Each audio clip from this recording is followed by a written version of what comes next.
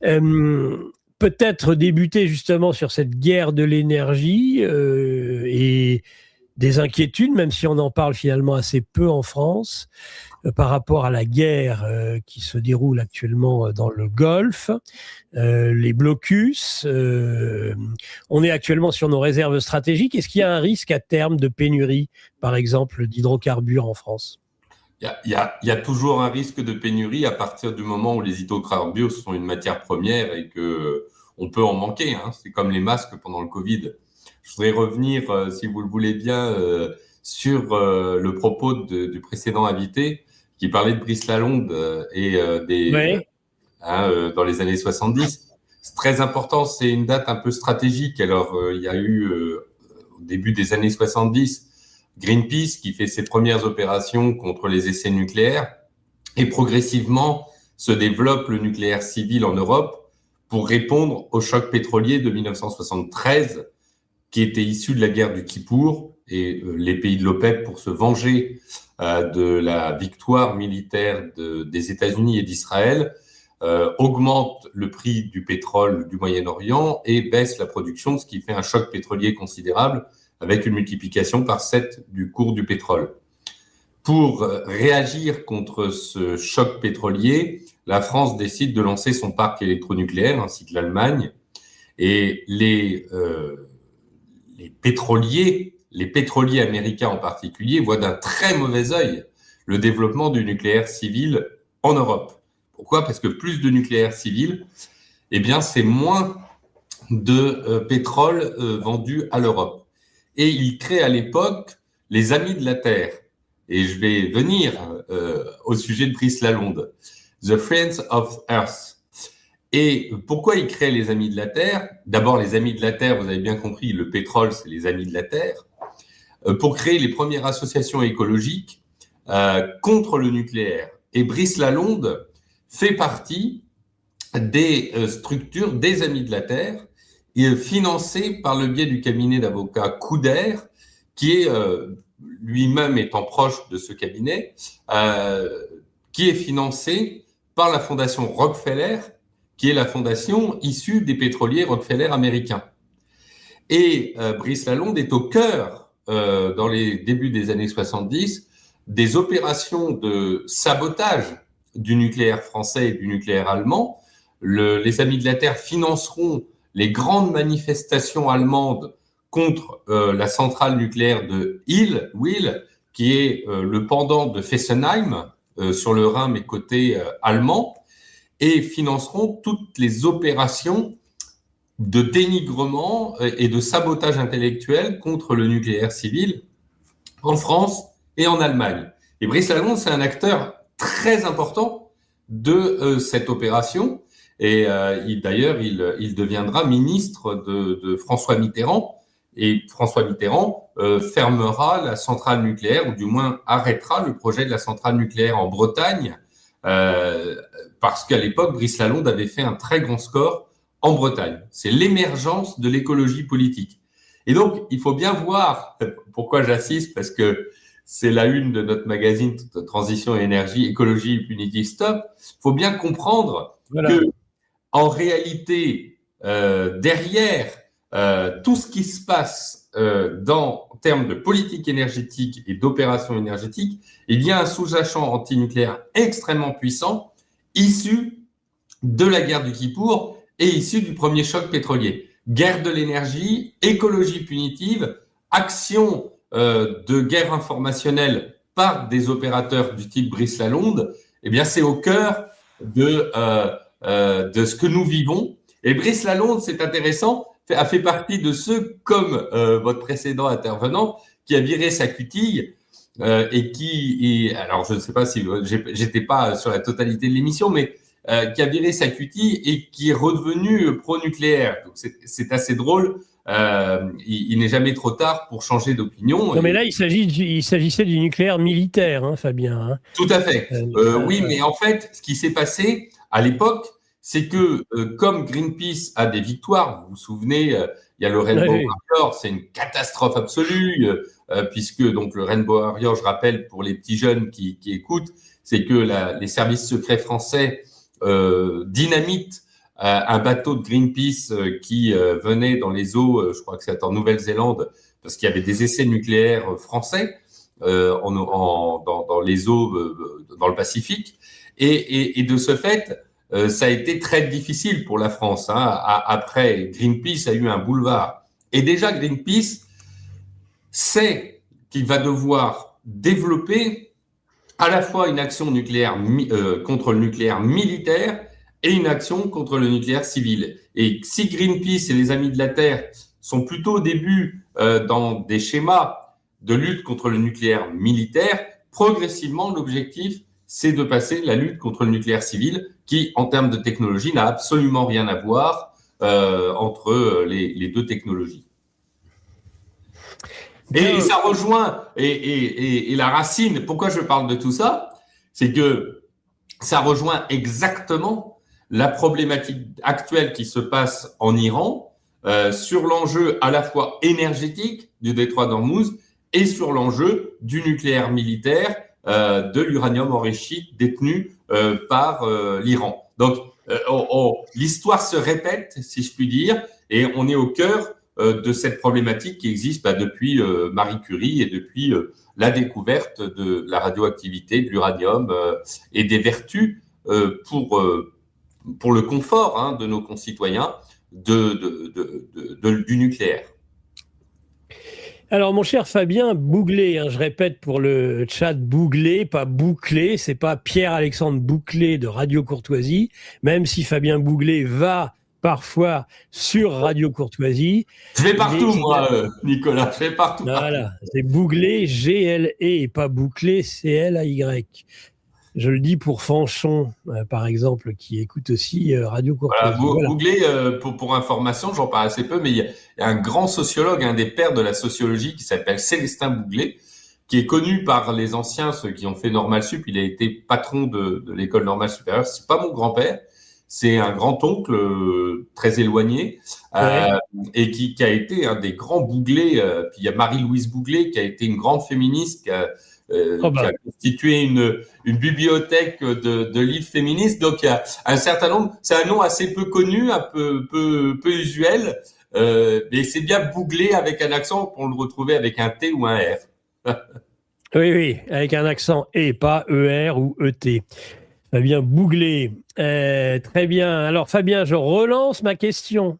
Est-ce qu'il y a un risque de pénurie parce que le blocus du T3 est toujours aussi prégnant. Alors, si vous me parlez de manière générale, la réponse est oui. Il peut toujours y avoir des pénuries d'énergie. Non, mais là, précisément. Précisément, non. C'est plus un enjeu de cours du pétrole et de cours du gaz. Pour la France, le pétrole et le gaz provenant du détroit d'Ormuz est de l'ordre de 4 à 5%. Donc, c'est relativement marginal. On va dire que ce qui pose une difficulté par rapport au passage du détroit d'Ormuz, donc je rappelle pour les téléspectateurs que le détroit d'Ormuz passe par le détroit d'Ormuz 20% du pétrole consommé mondialement et 20% du gaz naturel liquéfié consommé mondialement.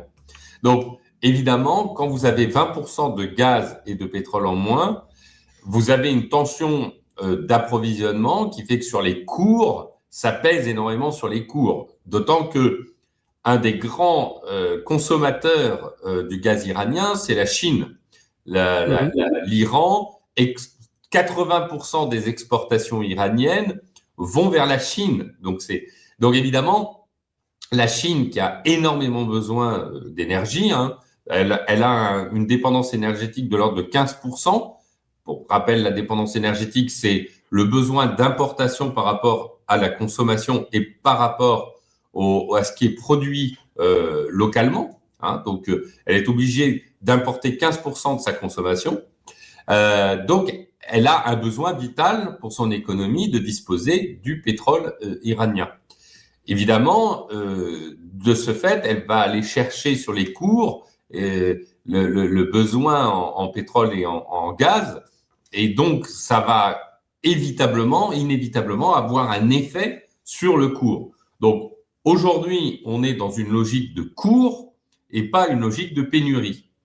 Il n'y a pas de… Et je rappellerai que, et c'est très important, on a, depuis le début de la guerre en Iran, on a une augmentation du cours du pétrole, mais qui est relativement modérée. Elle est de l'ordre de 50 à 60% par rapport au cours avant le 28 février. On était de l'ordre de $60, on est passé à 90, 100 le baril. Pour le gaz, on a une multiplication par 2 depuis le début de la guerre. Pendant le choc pétrolier de 1973, d'ailleurs, le ministre de l'énergie, Lescure, a parlé de choc pétrolier. On a eu une multiplication en 1973 par 7 du cours du pétrole, par 7. Ça, c'était un véritable choc, comme on a eu en 2021 une multiplication par 7 du cours du gaz. Là, c'était un véritable choc pétrolier et un choc gazier en 2021. Là, dans l'affaire dans le contexte de la guerre en Iran et du blocage du détroit d'Ormuz, on n'est pas dans un choc pétrolier, on n'est pas dans une explosion du cours. Le cours du pétrole, il a atteint ces dernières années jusqu'à $100 le baril sans qu'il y ait de blocage du détroit d'Ormuz. Donc, il faut relativiser les choses. Par contre, effectivement, les pétroliers en profitent pour faire des marges considérables à la pompe, puisqu'il y a une liberté des prix à la pompe. Hein. Donc, effectivement, très rapidement, les pétroliers, alors qu'ils avaient du stock dans leur station-service, ont profité du stock ancien qui bénéficiait des cours anciens pour augmenter les prix, alors qu'ils avaient acheté un stock à un prix de pétrole relativement modéré et ils se sont mis à vendre, à anticiper la hausse. Je dirais que maintenant, la hausse s'est faite et puis ils ont monté jusqu'à 2 €, 2,20 € le diesel et autour de 2 € le super. Donc effectivement, ils augmentent considérablement leur marge en profitant du contexte un petit peu d'angoisse créée par cette guerre. Donc il y a il y a ces augmentations de prix à la pompe, avec beaucoup de polémiques d'ailleurs, puisqu'on reproche justement que les hausses sont tout de suite répercutées, les baisses beaucoup moins. C'est normal. Oui, en fait c'est assez normal. Alors c'est pas normal sur le stock ancien, c'est-à-dire qu'on n'aurait pas dû avoir 15 jours, on va dire après le 28 février, on n'aurait pas dû avoir 15 jours d'augmentation aussi rapide. Pourquoi ? Ouais. Parce que, en fait, le stock d'une station-service, ça tient à peu près 15 jours, 3 semaines.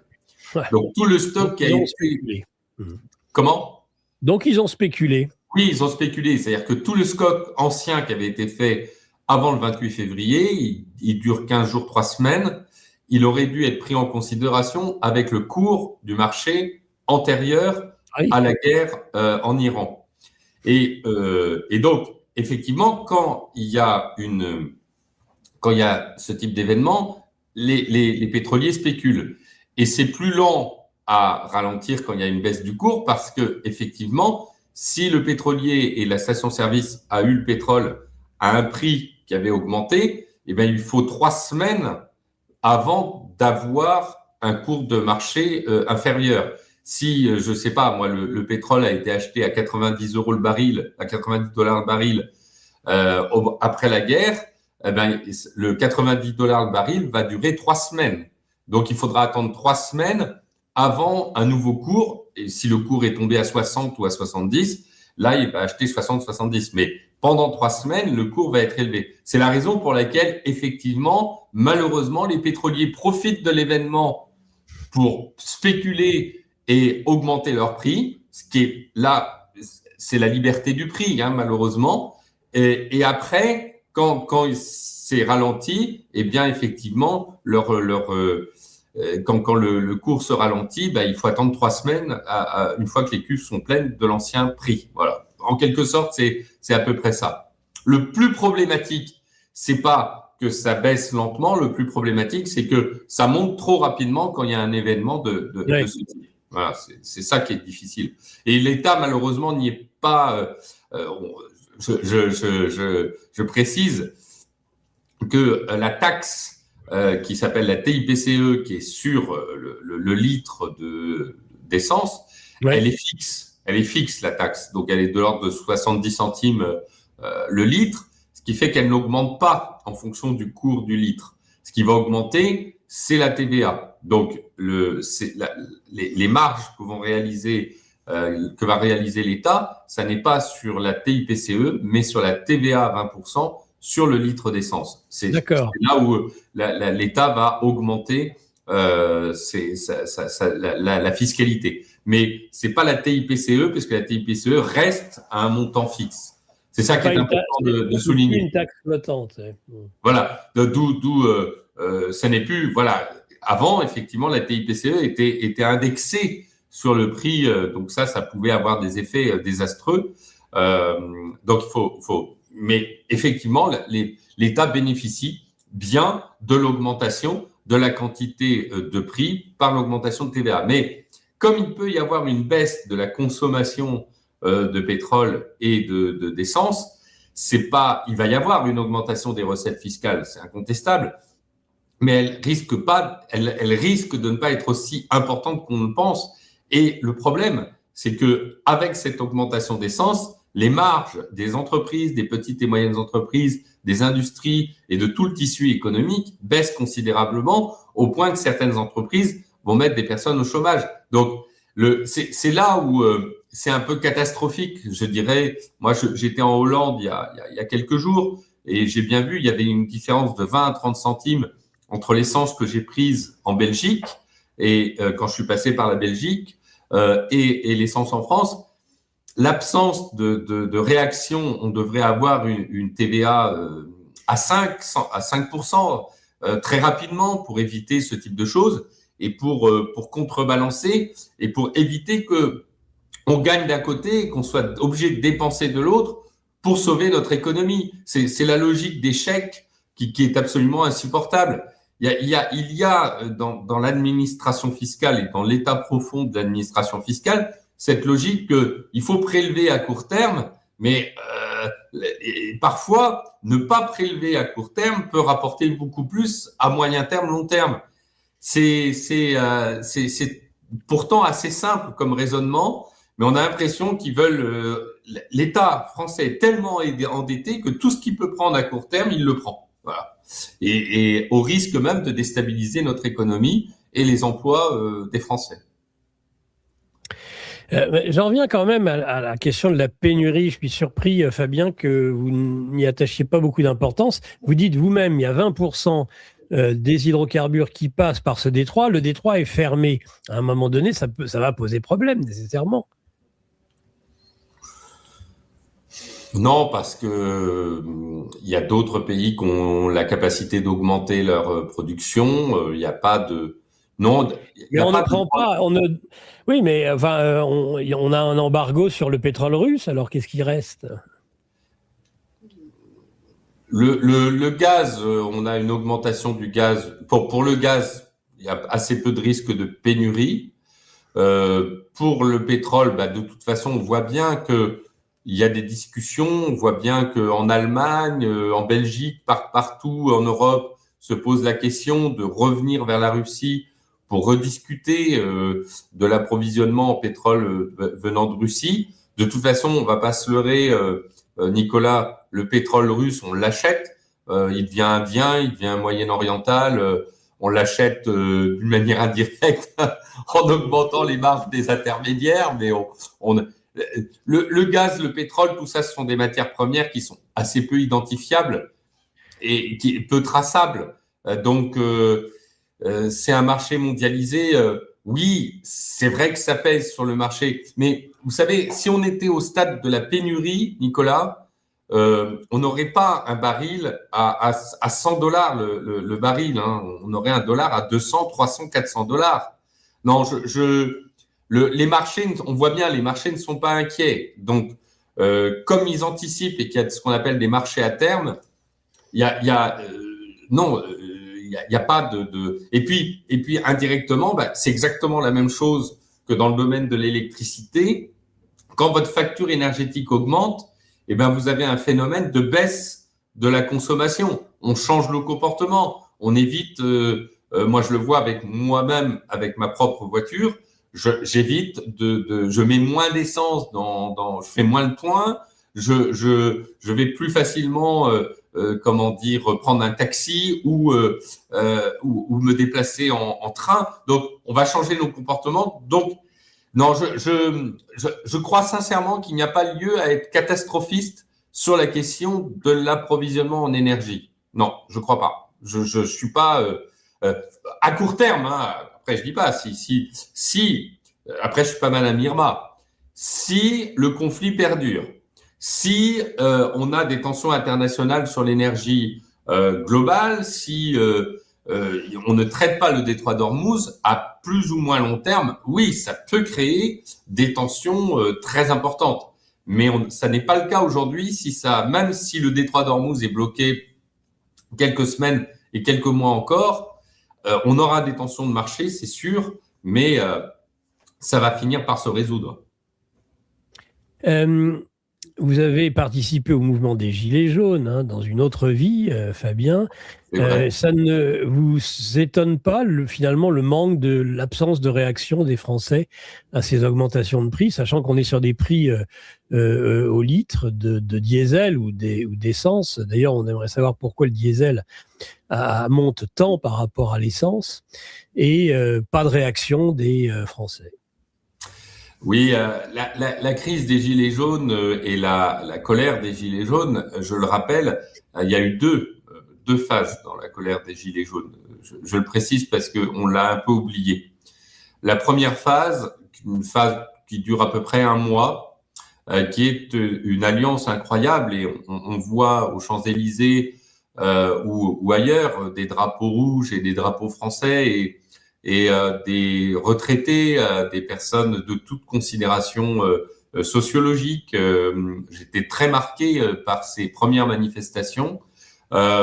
Pourquoi ? Parce qu'il y a une crise du pouvoir d'achat qui, il faut le dire, Nicolas Stocker était rien à côté de ce qui intervient 7 ans après. C'est-à-dire qu'il y a eu cette espèce de débordement suite d'ailleurs à l'affaire Benalla, qui viennent me chercher. Il y avait beaucoup de choses qui étaient un peu un ferment de colère sociale, mais justifiées. Et effectivement, j'ai participé et je suis très heureux à ce mouvement sociétal qui était très important. Après, il a été récupéré par l'extrême gauche et par, on va dire, par des manipulations étatiques pour reprendre le mouvement ou le cornériser. Par des méthodes simples d'infiltration des mouvements d'extrême gauche et puis notamment des Black Blocs pour pouvoir dénigrer ce mouvement et créer une guerre informationnelle contre ce mouvement. Et puis il y a eu la répression contre les manifestants, les flashballs, des gens qui ont eu la tête fracassée. Ce n'était pas rien hein, quand même. Hein. Je me rappelle de cette jeune fille qui a eu le visage détruit, les gueules cassées, comme en 14. Hein, c'était tout à fait impressionnant, la violence contre ce mouvement populaire. Hein, et en fait, je pense que ils ont réussi à supprimer cette envie de se lever. Les exemples dans toutes les familles, les exemples de personnes qui ont été persécutées a été très très fort. Ils sont allés très très loin hein, dans c'était des simples citoyens qui voulaient défendre leur bout de gras, leur vie tout simplement, leur pouvoir d'achat à la campagne. Et ils sont arrivés à Paris et puis ils ont reçu des flashballs dans la tête et ils ont parfois eu la tête fracassée. Donc je pense que ça a été une leçon terrible pour beaucoup et une certaine forme de résignation et qui s'est exprimée depuis la crise des Gilets jaunes et je dirais même avant la manif pour tous dans les années 2013-2014. Et il s'est passé quoi ? Il s'est passé que depuis la manif pour tous et ces grands mouvements sociétaux, à peu près pour d'autres raisons hein, qui n'ont rien à voir avec le pouvoir d'achat pour la manif pour tous, c'est que depuis lors, grâce à vous, Nicolas, grâce à Bolloré, grâce à de nombreuses personnalités, il y a eu l'émergence de nouveaux médias, des médias alternatifs il y a eu l'émergence de CNews, il y a eu l'émergence d'une guerre informationnelle, d'une contre-culture qui est venue combattre, par les mots, par l'information. Et on a vu cette émergence, cette galaxie d'acteurs qui est intervenue. Moi-même, j'ai écrit un livre à partir de 2019. Donc, en fait, progressivement de 2000, on va dire à partir de 2018-2019, depuis 6-7 ans, il y a eu l'émergence d'un grand mouvement sociétal où on s'exprime par les médias et par la guerre culturelle. Et c'est peut-être pour ça que, d'une certaine manière, on a réussi à s'exprimer. Et de ce fait, le mouvement sociétal, il est moins fort parce qu'il y a une réalité de la contestation. On le voit dans les urnes avec l'émergence de l'UDR ou du RN à l'Assemblée nationale avec beaucoup d'élus. Et donc, je pense que c'est la raison pour laquelle les Français n'ont pas de velléité de colère, parce qu'ils ont tout de même aujourd'hui cette possibilité de s'exprimer de manière plus large. Je pense, mais ils ont un porte-voix, ils ont des médias, ce qu'ils n'avaient pas dans cette quantité en 2008, au moment de la crise des Gilets jaunes. Ouais, et pourtant, maintenant qu'il y a un certain nombre de médias de ce type, il ne se passe plus rien. On pourrait se poser la question. Inversement proportionnel. Non, je suis Nicolas. Tu sais que je suis un combattant. Moi, je ne lâche rien. Je n'ai rien lâché. Ça fait 17 ans que je me bats sur l'énergie. Et si on regarde on est loin du sujet de l'énergie. On est sur un sujet profond qui est le sujet de comment combattre. Si je devais résumer. Moi, je suis pas d'accord. Je suis optimiste. On a actuellement une émergence de mouvements, une émergence de courants. Oui, Gramsci le disait, la bataille culturelle précède la bataille politique. La bataille politique, les politiques ne peuvent plus rien. Donc, il faut préparer le terreau du monde de demain. Et là-dessus, il faut pas être pessimiste. Moi, je suis extrêmement optimiste. Je vois cette jeunesse, je vois ce renouveau politique, je vois ces nouvelles personnalités politiques qui émergent. Je regarde la commission d'enquête sur l'audiovisuel public. On voit des choses qui émergent, des choses qu'on était en incapacité. Et donc, je crois que les Français, ils regarde le succès de GPTV, Ta Soirée. Eh bien, il y en a plein d'autres médias de ce type. Tu parlais de Radio Courtoisie, il y a Tocsin, il y a Nicolas Vidal, il y a énormément de personnalités TVL, il y a énormément de mouvements, et donc c'est ces mouvements qui permettent l'émergence de la donnée et de l'information. Moi-même, sur l'énergie, j'ai beaucoup combattu pour réinformer. Et regarde, entre 2019, mon livre Éolienne, la face noire de la transition écologique, et aujourd'hui, regarde la différence de perception dans le domaine énergétique, c'est absolument incroyable. La lucidité de nos concitoyens. Moi, je suis arrêté dans la rue, les personnes me disent c'est vraiment incroyable, c'est vraiment super ce que vous faites, continuez.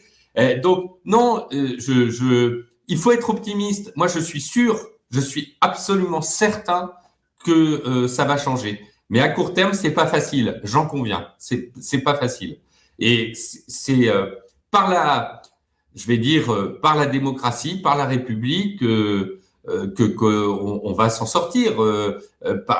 C'est pas la révolution, parce que soyons lucides. Les mouvements conservateurs ou on va dire l'écosystème de réinformation n'est pas équipé à la maîtrise des révolutions. Les révolutions, ceux qui savent faire, c'est l'extrême gauche. Et on l'a bien vu avec le mouvement des Gilets jaunes. En 3 semaines, 1 mois, le mouvement des Gilets jaunes a été récupéré par des mouvements de l'ultra-gauche et de l'extrême gauche. Ils savent faire ça depuis la Révolution française. Donc, je dirais, il faut utiliser les institutions républicaines et même les défendre, parce qu'on voit aujourd'hui que la République est en danger. Quand vous voyez le Conseil constitutionnel qui risque de revenir sur les ZFE, quand vous voyez le gouvernement qui a lutté contre des décisions prises par les représentants du peuple et de l'Assemblée nationale, c'est absolument honteux. Cette contre-révolution étatique, je veux dire, l'Assemblée nationale, c'est l'Assemblée des représentants du peuple, issue des États généraux qui se sont transformés en Assemblée nationale et qui ont établi que la loi était fixée par les représentants du peuple, votée par le peuple. Et le pouvoir exécutif n'est que l'exécutant du pouvoir législatif et des mesures législatives. Et quand le gouvernement actuel veut remettre en cause les ZFE qui ont été supprimés par le peuple, c'est une atteinte grave aux valeurs de la République. C'est une atteinte grave aux grands principes républicains issus de la Révolution française, qui a fait que, justement, dans un pouvoir exécutif qui était représenté par le roi et qui aujourd'hui est représenté par les pouvoirs présidentiels, était excessif, eh bien, il y a eu une réaction du peuple par la création de cette Assemblée nationale à la place des États généraux.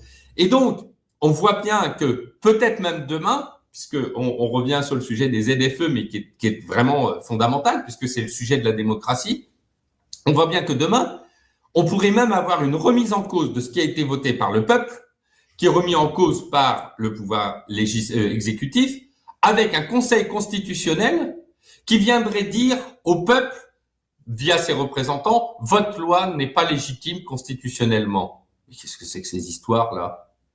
Qu'est-ce que c'est que ces histoires? C'est là où on voit bien on est dans une crise institutionnelle qui pour moi doit être traitée politiquement et pas pas par la contestation populaire, où de toute façon nous serons perdants parce que nous ne sommes pas habitués à ces mouvements, nous ne sommes pas formés au trotskisme, nous ne sommes pas formés aux techniques d'infiltration et d'instrumentalisation d'un mouvement populaire.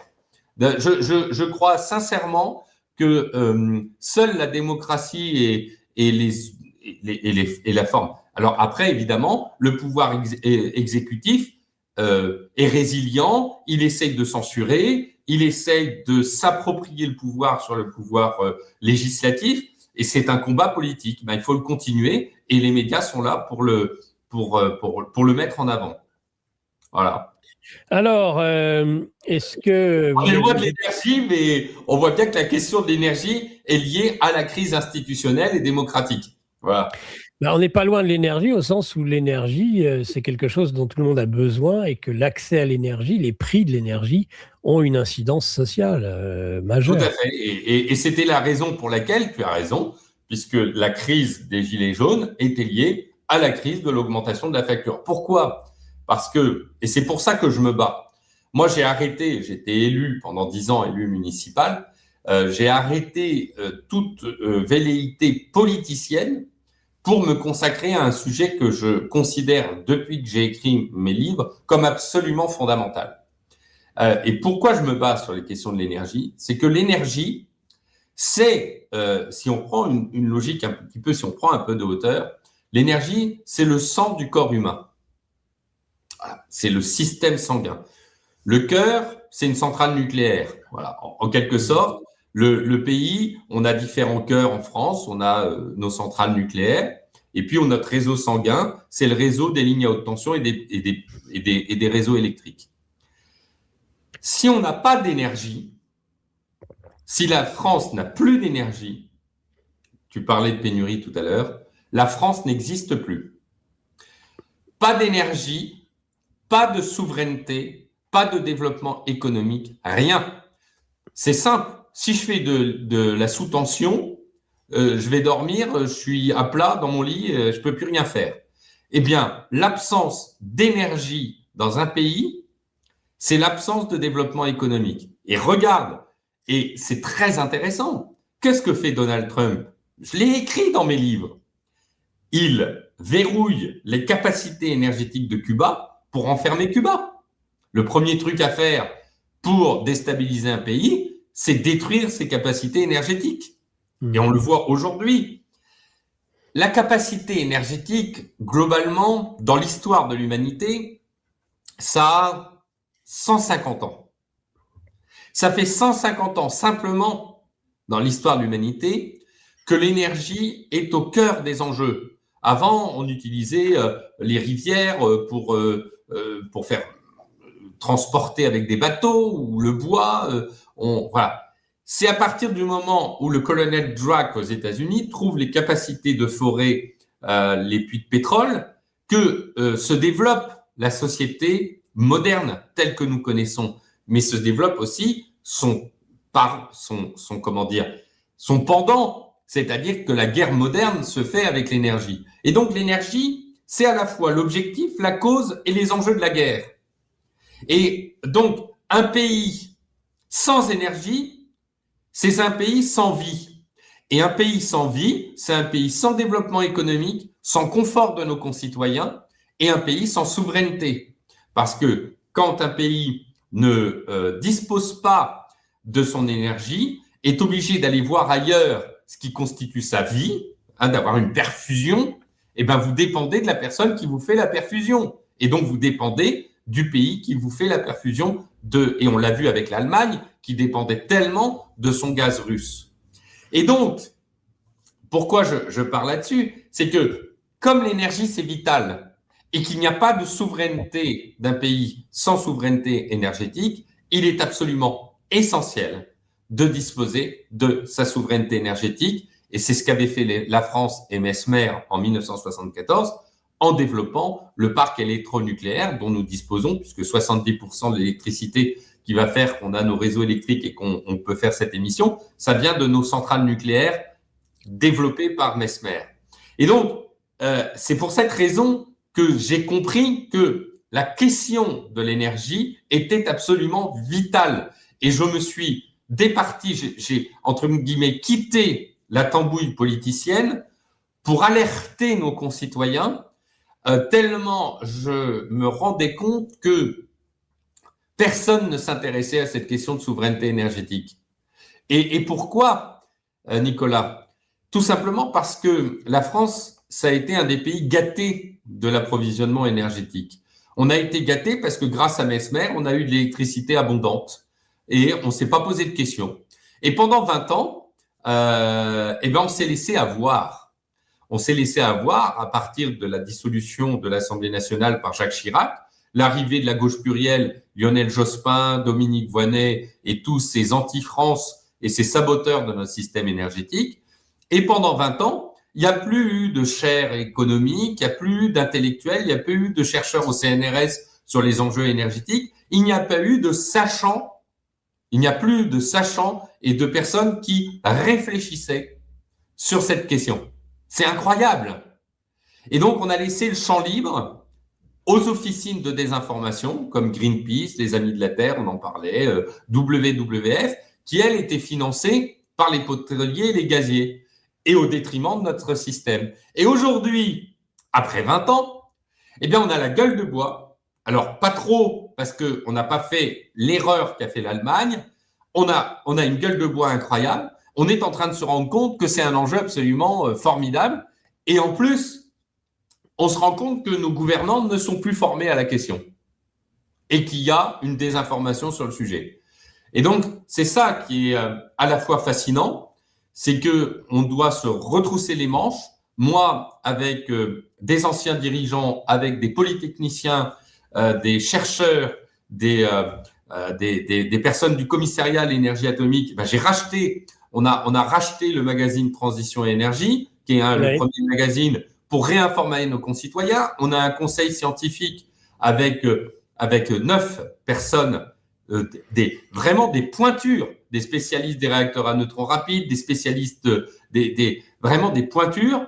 Et on se réunit avec d'autres anciens dirigeants de la filière énergétique, je pense à André Merlin, qui est l'ancien patron de RTE, pour justement repenser notre système énergétique pour assurer la souveraineté énergétique du pays. Mais attention, c'est pas simplement assurer la souveraineté énergétique du pays. Comme c'est le sommet de la pyramide, c'est faire en sorte qu'on ait une électricité, une énergie abondante, souveraine, et par voie de conséquence, diffuser le développement et développer dans la société le développement économique, la prospérité de notre pays, le confort.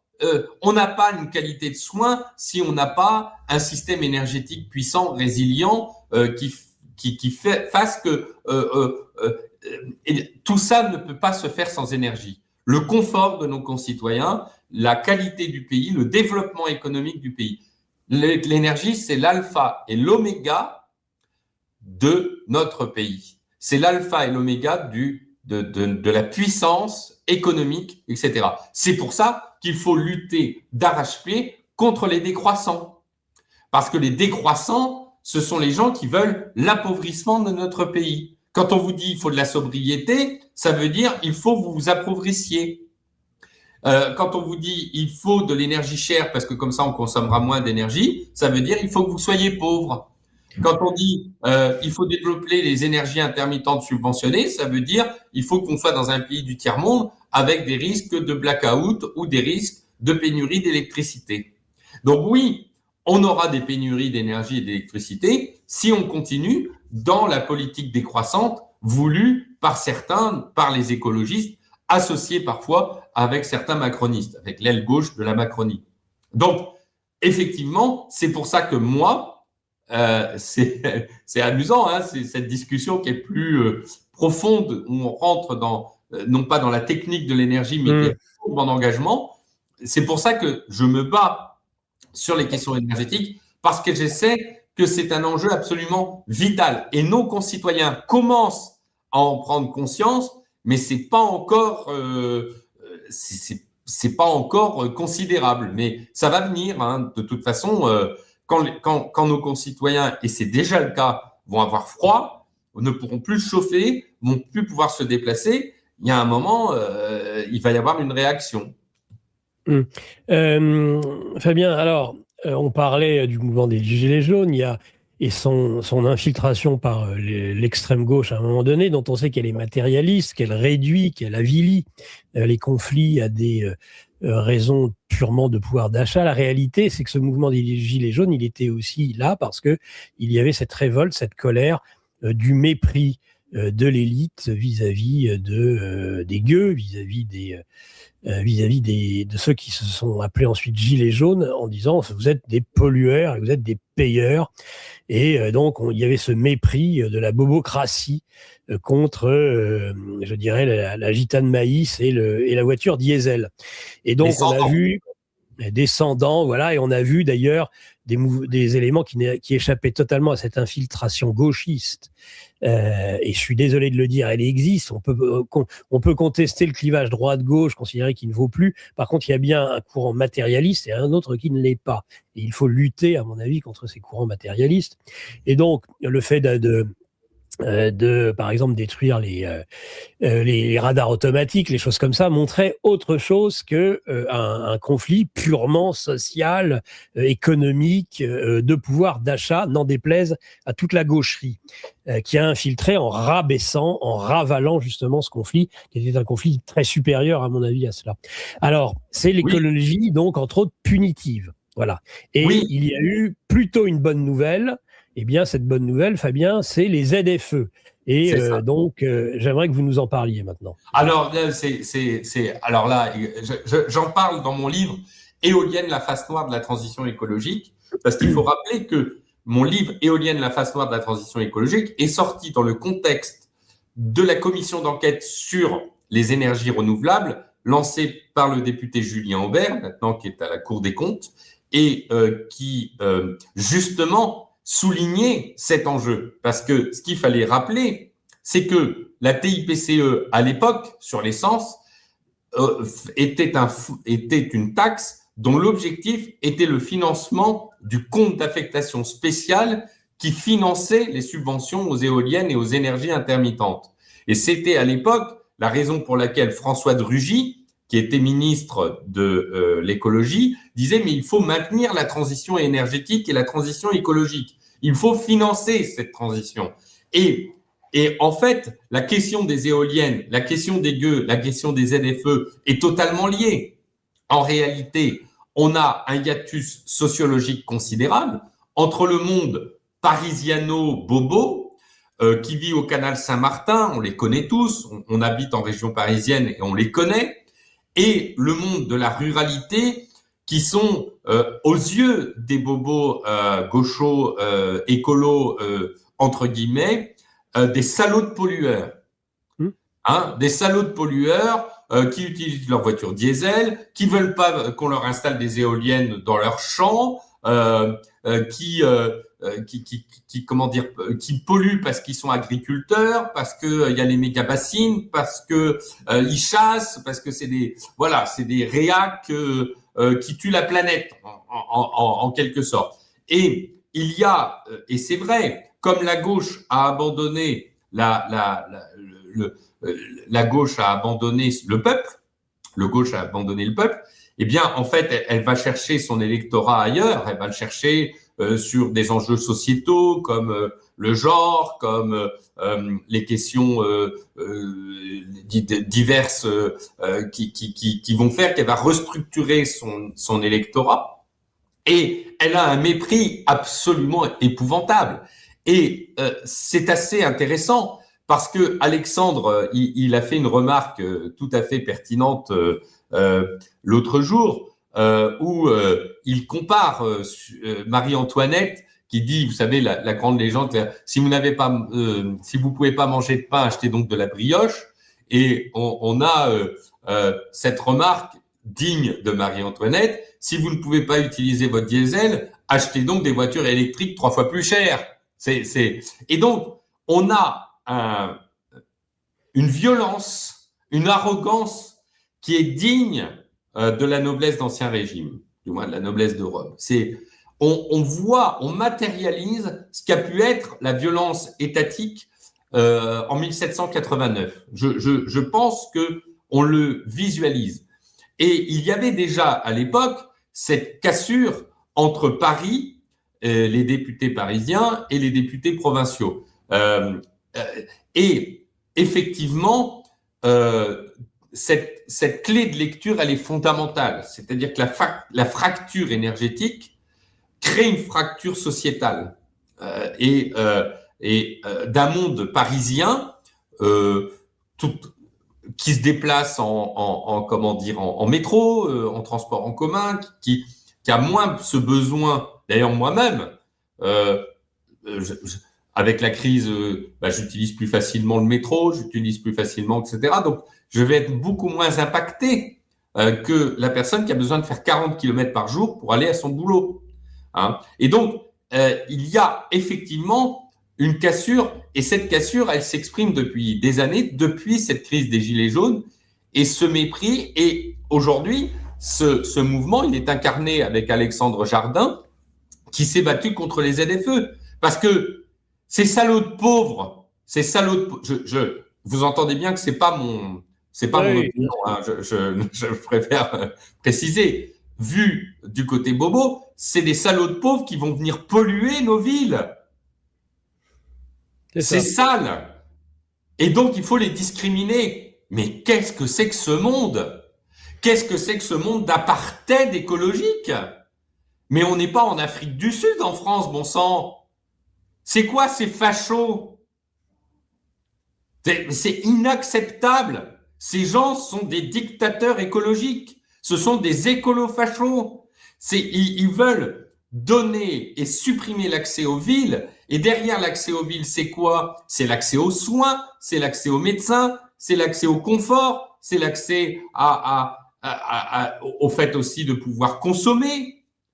Et donc, les ZFE, c'est une réaction face à cette discrimination sociale, à cette apartheid social que veulent les bobos des grandes villes pour empêcher les personnes des campagnes de venir avec leurs voitures entre guillemets polluantes, si tant est que les voitures, c'était les voitures qui créaient des particules fines, alors qu'on sait qu'il y a bien d'autres raisons, comme par exemple les centrales au charbon allemandes, dont les fumées se propagent dans toute la France. Et là, il n'y a pas d'apartheid pour les centrales, il n'y a pas de ZFE pour l'Allemagne. Et donc, c'est cette crise des ZFE, donc d'abord, il faut rappeler, c'est que c'est Pierre Meurin, le député Rassemblement national, qui a fait un travail absolument remarquable à l'Assemblée nationale, qui bataille jour après jour depuis des années, ça fait des années qu'il se bat. Ça, c'était le travail parlementaire, et le groupe Rassemblement national et l'UDR ont fait un travail remarquable pour lutter contre les ZFE, avec aussi des alliés d'Horizon ou des Républicains, faut aussi le dire. Et puis, la traduction sociétale, elle s'est faite par des personnalités pour laquelle a été en pointe 40 millions d'automobilistes et Alexandre Jardin, qui a porté ce travail de sensibilisation dans les médias, qui a une voix forte, qui a su fédérer les différentes sources. Et moi, j'ai plaisir à travailler avec Alexandre, parce que de la ZFE, on a ensuite travaillé sur la programmation pluriannuelle de l'énergie. Et donc, on voit bien que la question énergétique, on voit bien que l'apartheid social, écologique, on voit bien que tous ces sujets se réunissent dans ce que nous, on a appelé dans le magazine Transition et Énergie, écologie punitive stop, ZFE, DPE, ENR, la fin. Il faut en arrêter avec ces symboles de l'écologie punitive qui sont en fait des symboles d'une apartheid écologique. Donc et Pierre Meurin, encore tout récemment, a réussi à obtenir, contre la volonté du gouvernement, d'encore une fois passer en force, alors que les ZFE avaient été supprimés par l'Assemblée nationale, et jusqu'au dernier moment. Et ce qui va être vraiment l'heure de vérité, c'est: est-ce que le Conseil constitutionnel va censurer la suppression des ZFE? Parce que là, si le Conseil constitutionnel censure la suppression des ZFE, eh bien, c'est l'acte de suicide du Conseil constitutionnel. Donc, c'est très intéressant. Soit le Conseil constitutionnel supprime et censure la suppression des ZFE, et c'en est fini de la légitimité du Conseil constitutionnel, puisqu'il remet en cause la souveraineté populaire et nationale issue des grands principes républicains issus de la Révolution française, ou alors il acte qu'il est une institution républicaine et qu'il n'est pas une institution d'apartheid social, et auquel cas, il assure sa légitimité. Donc là, la balle est dans le camp du Conseil constitutionnel. C'est: veut-il continuer, veut-il assurer sa légitimité, ou veut-il être une structure qui va disparaître puisque sa légitimité ne sera plus reconnue selon les valeurs de la République, de la démocratie. C'est la question du cavalier législatif. Est-ce que c'est ou non, puisque c'est une loi qui, a priori, n'était pas une loi qui devait permettre d'accueillir ce type Mais non, la simplification, c'était une loi sur la simplification de la vie économique.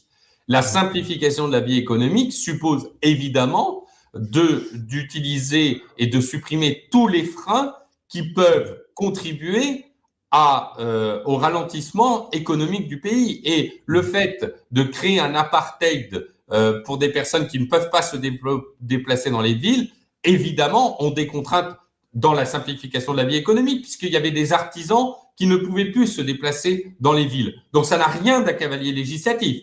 Et puis il va falloir arrêter avec les cavaliers législatifs, et il va falloir arrêter avec les administrateurs de l'Assemblée nationale qui censurent les textes avant même, parce que ça aussi c'est un sujet. Vous savez que moi je suis assez proche de députés et de sénateurs. Il faut savoir, et ça c'est très peu dit, que quand vous déposez un amendement, et j'ai aidé certains sénateurs ou députés à en déposer, quand vous rédigez un amendement et que vous êtes parlementaire, eh bien, vos amendements sont contrôlés par des administrateurs fonctionnaires qui vous disent si vos amendements sont recevables ou irrecevables. Mais qu'est-ce que c'est que ces manières? C'est le Conseil constitutionnel qui doit censurer. C'est pas des fonctionnaires de l'Assemblée nationale ou du Sénat qui doivent dire à un député, mais votre amendement est irrecevable parce que c'est un cavalier législatif. Mais c'est pas à vous d'en juger. Donc, ça, c'est un autre problème dans le système aujourd'hui. C'est le problème de la légistique sur la façon dont sont produites les lois. Et ça, c'est un véritable problème. Mais ça n'a rien d'un cavalier législatif. Enfin bon, faut arrêter avec les cavaliers législatifs. En tout cas, ce qui est certain, c'est que si cette si cet article est retoqué sur ce biais de cavalier législatif, et ben là, on verra en effet à quoi s'en tenir, parce que je pense que cette loi, ces ZFE, elles inquiètent le pouvoir central du fait du souvenir des Gilets jaunes, à mon avis, beaucoup plus que de... J'ai pas remarqué que la force particulière des opposants avait fait reculer. Je ne suis pas persuadé. Bon, Alexandre Jardin, très bien, son combat sur les ZFE. Je ne voudrais pas être déplaisant, mon cher Fabien. Alexandre Jardin, c'est celui qui a appelé 2 fois à voter Emmanuel Macron. Alexandre Jardin, c'est l'homme de vite, mais de dose pour aller prendre un café en terrasse. Alexandre Jardin, c'est sur les politiques étrangères et la géopolitique une tendance pro-sioniste très marquée. Donc c'est quelqu'un qui est beaucoup dans le système pour beaucoup de choses, même si son combat sur les ZFE, évidemment, je le partage totalement. Mais je pense que ce qui fait surtout peur au pouvoir, beaucoup plus qu'Alexandre Jardin, c'est justement la force de ces gilets, de ce peuple qui pourrait à nouveau peut-être là se mettre dans le conflit social si en effet le Conseil constitutionnel prenait le risque de retoquer là oui. Le Conseil constitutionnel a sa survie politique entre les mains. Quel choix veut-elle donner par rapport à son rôle? D'ailleurs, il y a eu la démission de la secrétaire générale du Conseil constitutionnel, hein, c'est passé un peu inaperçu, justement sur ce volet du rôle du Conseil constitutionnel. Et on sent bien que le nouveau président du Conseil constitutionnel veut lui donner un tour beaucoup plus politique et beaucoup plus politicien, mais au risque de se brûler les ailes, parce que effectivement, alors excuse-moi pour connaître Alexandre, pour l'avoir côtoyé, avoir fait une. Non, mais moi, je note ce qu'il a dit. Moi, c'est un personnage public. Mais il n'y a que les imbéciles qui ne changent pas d'avis. Les macronistes d'aujourd'hui ne sont pas les macronistes d'hier. Tu as même un intervenant précédent qui a été à cheveux longs, qui a lutté contre le nucléaire. On peut changer d'avis. François de Rugy, comment dire, il a aujourd'hui une position beaucoup plus pro-nucléaire alors qu'il a été anti-nucléaire. Il ne faut pas... Moi, je travaille avec tout le monde. On a Errare Humanum Est. Est-ce qu'il est toujours allergique au homard? Il est toujours allergique au homard, monsieur de Rugy. Comment Il est toujours allergique au homard, Mais non, mais il faut les personnes de bonne volonté, d'où qu'elles viennent, d'où qu'elles soient, qui sont sincères, qui ont envie de peu importe, c'est un enjeu majeur, cette question des ZFE. Il l'a porté médiatiquement.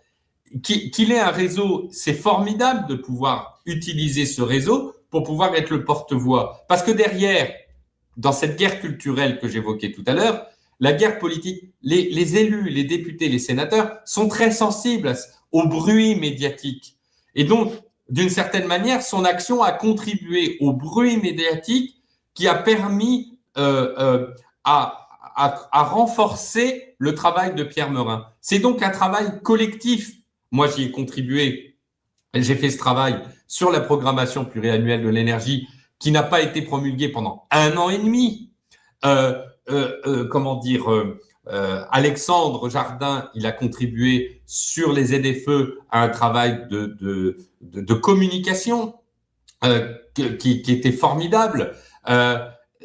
Pierre Meurin, il a travaillé à la confortation politique à l'Assemblée nationale. Tout ça, c'est un travail collectif. On n'est pas les super-héros, personne n'est super-héros ou Superman dans la politique. C'est un travail collectif. Et les médias alternatifs font partie de ce travail collectif. Donc, non, il faut donner, il faut être serein et il faut savoir croiser et ne pas prendre sur le passé. C'est trop facile. Il y a plein de macronistes. Moi, je travaille avec des macronistes, des gens qui ont dans la question de l'énergie, vous avez des personnes qui ont été macronistes, qui sont des personnalités tout à fait sincères. Après, vous avez un autre aspect aussi qui est plus local. Quand vous êtes dans le sud de la France, il y a une tradition où ça va être tel ou tel, les radicaux qui sont habitués à être élus. Donc, même si vous avez une pensée un peu conservatrice, vous allez prendre un parti politique par opportunisme. Il y a aussi l'opportunisme politique. C'est compliqué tout ça. C'est pas aussi simple que j'ai été macroniste et je le suis toujours et je travaille en sous-main, en opposition contrôlée. Bien sûr qu'il y a l'opposition contrôlée. Bien sûr que le gouvernement C'est vous qui le dites. C'est vous qui le dites. Mais c'est la vérité. C'est pas moi qui l'ai dit. Hein. Non, mais très bien. Hein. C'est la vérité. Le système politique a toujours cherché à à infiltrer les mouvements sociétaux pour pouvoir le contrôler ou pour pouvoir même identifier des graves troubles. C'est le travail de l'État. Enfin, je veux dire, c'est pour ça d'ailleurs que De Gaulle avait créé les renseignements généraux à l'époque, justement pour être une police d'information et pour vérifier qu'il n'y ait pas de troubles sociaux trop importants. Mais c'est le rôle d'un État de faire ça. Ça a toujours existé depuis l'Antiquité romaine. Là-dessus, faut pas, enfin, c'est pas nouveau. Oui, il y a de l'opposition contrôlée. Bien sûr, c'est la volonté étatique de le faire et c'est normal. Maintenant, il ne faut pas tomber dans le panneau. Il y a des gens qui tombent dans le panneau, puis il y en a d'autres qui ne tombent pas dans le panneau. Bon, voilà. Mais vous avez aussi les partis politiques contrôlés. Quand vous avez, par exemple, Olivier Marleix, qui a fait un super boulot sur Alstom, et qui, en tant que président du groupe Les Républicains, ne vote pas la censure, parce que c'est facile de dire « je conteste telle ou telle vente Alstom », ça, c'était très bien. Mais que n'a-t-il fait quand il a été question de voter la censure du gouvernement? Eh bien là, on voit aussi que c'est un parti politique contrôlé. Hein, c'est-à-dire, c'est beaucoup plus complexe que ça. L'humanité est beaucoup plus complexe que le parti politique, etc. Donc, tous ceux qui se remontent les... Moi, je pars peut-être d'un principe naïf, mais lucide. Toutes les personnes qui veulent relever la France, eh ben, il faut qu'on travaille ensemble. Parce que si on ne fait pas ça, la France ne s'en sortira pas. Si on n'accepte pas à un moment de travailler avec des gens qui n'ont pas été parfaitement identiques avec telle ou telle position sur la guerre au Moyen-Orient, Israël, Iran, machin, etc., eh bien, on n'y arrivera pas. Moi, je suis un patriote, souverainiste, je suis pour la souveraineté de mon pays et je travaille avec toutes les personnes qui veulent la souveraineté énergétique du pays parce qu'ils croient que cette souveraineté, et ils pensent, ils sont déterminés que cette souveraineté est essentielle pour la survie du pays. Le reste, que la personne soit communiste, de droite, de gauche, centriste, etc., ça n'a pas d'importance. Quelle que soit sa religion, quelle que soit son identité sexuelle, quelle que soit... Vous voyez, c'est là-dessus, il faut qu'on fasse vachement attention parce qu'on doit absolument s'unir sur des enjeux fondamentaux.